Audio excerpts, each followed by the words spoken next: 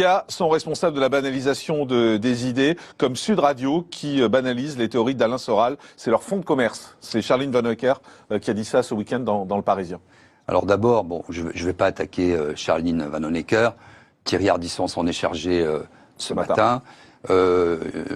Quelqu'un qui fait la morale comme ça, qui distribue les bons, les mauvais points. Elle a essayé de faire de la télé, elle a tenu 15 jours. Bon, n'en parlons plus.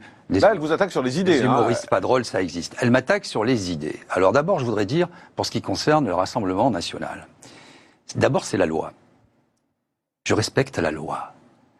C'est un parti... C'est la loi de leur donner la parole, c'est ce que je voulais dire. C'est un parti qui est financé par vous, par moi, par l'ensemble des Français, qui est le premier parti qui est arrivé en tête lors des européennes. Lorsqu'il y a des élections, il y a une période d'équité et il y a une période de stricte égalité. Et je dois dire que le CSA nous classe toujours parmi les meilleures radios, sinon la meilleure, pour le respect du pluralisme et du temps de parole. Donc je ne fais que respecter la loi.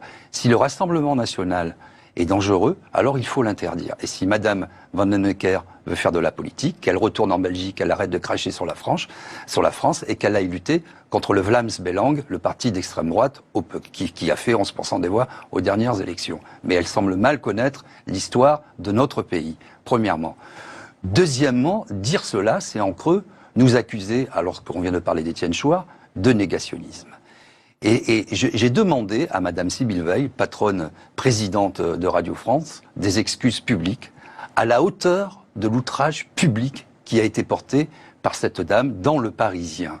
J'attends toujours ces excuses. La patronne de Radio France n'a rien à voir dans l'histoire. C'est pas l'avis de la patronne de Radio France, c'est l'avis d'une humoriste.